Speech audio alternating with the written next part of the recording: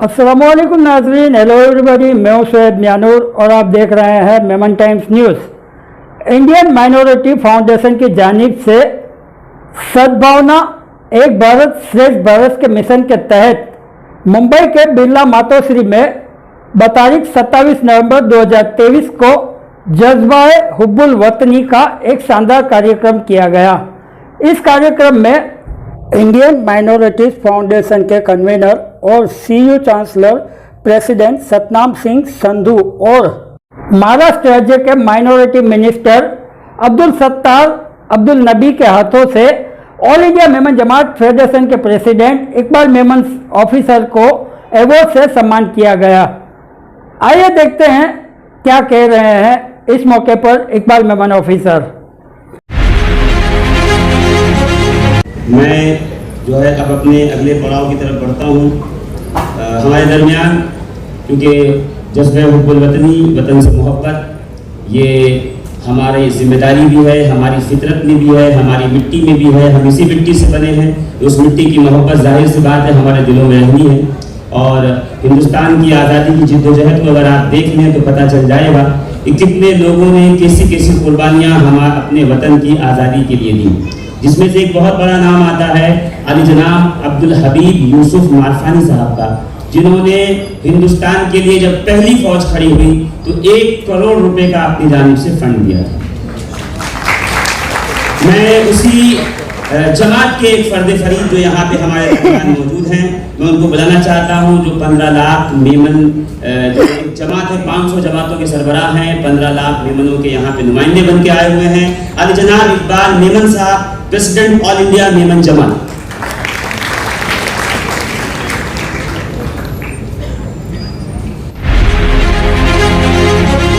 नहमदुहु व नसल्ली अला रसूलिल करीम, बिस्मिल्लाहिर्रहमानिर्रहीम। वक्त की कमी है, मैं माजरत चाहता हूँ। स्टेज पे बहुत बड़े बड़े मुकब्बिर बैठे हुए हैं, नाम लेने की गुंजाइश नहीं क्योंकि यहाँ चिट्ठी रख दी गई है। तो उतनी देर में तो मेरा वक्त ही ख़त्म हो जाएगा अगर मैं नाम लूँ। बहरहाल बहुत अच्छा उन्वान है हुब्बुल वतनी। देखिए, हुब्बुल वतनी जो है वो निस्फ ईमान है, आधा ईमान है। मुसलमान के लिए सबसे कीमती चीज़ है उसका ईमान। उससे बढ़कर के कोई चीज़ कीमती, उसकी जान कीमती नहीं है, इसकी आल औलाद कोई चीज़ कीमती नहीं है ईमान के सामने। और ये ईमान में क्या क्या आता है? अल्लाह को मानना, नबी को मानना, आखिरी नबी को मानना, कुरान को मानना, कुरान की मानना और सारे नबियों को मानना, चाहे वो ईसाई के नबी हो, चाहे यहूदी के नबी हो, सारे नबियों को मानना, सारी किताबों को मानना, चाहे वो किसकी भी किताब हो। यह है ईमान। और अल्लाह की और हुजूर सल्लल्लाहु अलैहि वसल्लम की हर बात को मानना। और ये सारी चीजें आधे में रख दी गई है और आधे में रख दिया गया है हुब्बुल ईमान, हुब्बुल वतन।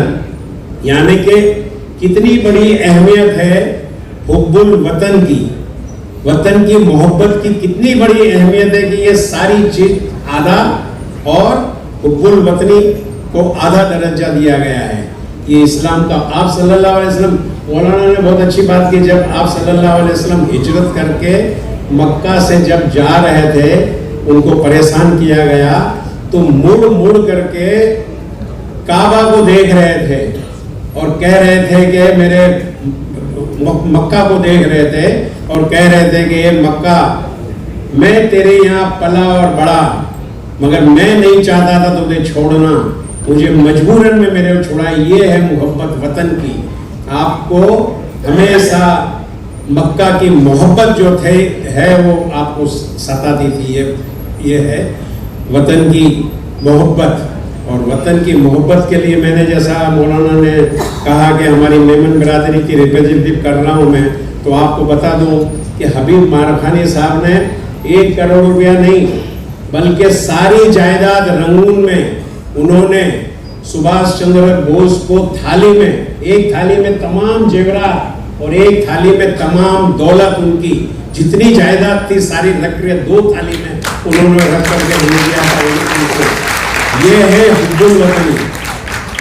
उमर सोबानी ने महात्मा गांधी की जब तहरीक चली, सबसे पहला कोरा चेक, ब्लैंक चेक जो है उन्होंने महात्मा गांधी को दिया।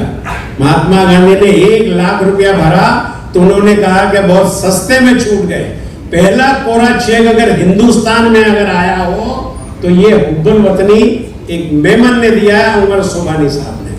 तो ये उमर सोबानी और तमाम मेमन बरादरी, 15 लाख मेमन बरादरी की रिप्रेजेंटेटिव करता हूं। मैं आपको ये बता दूं कि अगर वतन के लिए जरूरत पड़ी तो हमारी जान कुर्बान हो जाएगी, हम हमेशा रहेंगे। मगर एक बात बताऊं कि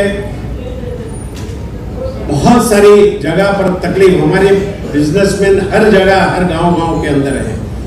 माहौल इतना खराब होता जा रहा है, तासुब इतना बढ़ता जा रहा है कि बहुत दुश्वारी हो रही है। मेरी अपील है यहाँ पर मैनेजमेंट से कि उसके लिए भी आप लोगों को कुछ ख्याल करना चाहिए, मोहब्बत के लिए और हुब्बुल वतनी के लिए। तो आपने बड़ा बेहतरीन प्रोग्राम किया और करना चाहिए, मगर जो वतन की मोहब्बत करते हैं लोग, जो वहाँ पर गांव के अंदर है, उनको जो दुश्वारी और उनको जो परेशानी है, उनकी परेशानियों को भी दूर करने के लिए आपको इक़दाम करने चाहिए।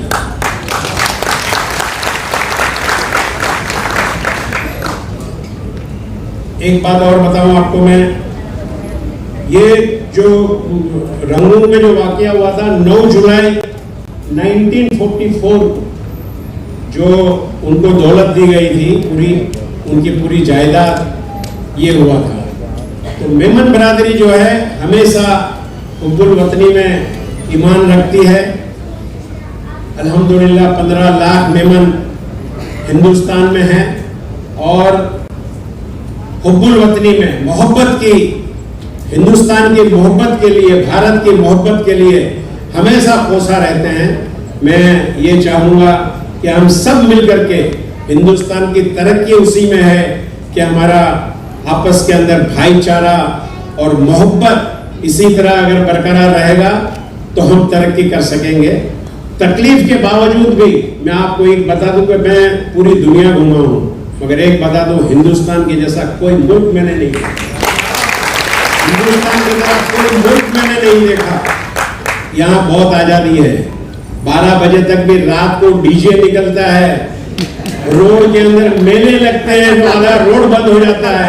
ऐसी आजादी आपको सऊदी में भी नहीं मिलेगी, दुबई में भी नहीं मिलेगी। आप जा करके देखिए वहां पर, मैं हकीकत कहता हूं आपको। मैं तो ये बहुत सारी आजादी हम भुगत रहे हैं, अल्हम्दुलिल्लाह। उसकी हिफाजत भी हमको करनी है, उसको कदर भी हमको करनी है, और आप लोगों को भी इन लोगों की कदर करनी है जो कुर्बानियां दे रहे हैं मोहब्बत के वतन के लिए, और उनकी हिफाजत की जिम्मेदारी भी आपकी है कि उनकी हिफाजत करें, और उसकी जान और माल की उनकी हिफाजत होनी चाहिए।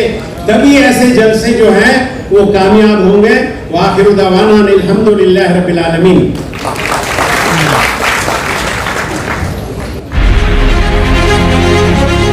आज और अभी के लिए बस इतना ही। हमारी और भी खबरें देखने के लिए हमारी मेमन टाइम्स न्यूज़ चैनल को सब्सक्राइब करें, हमारी न्यूज़ को शेयर करें, लाइक करें और देखते रहिए मेमन टाइम्स न्यूज़। अल्लाह हाफिज, सबा खैर। आइन आरी रियायो मेमन कौम जी खबरों जी चैनल एतरे मेमन टाइम्स न्यूज़।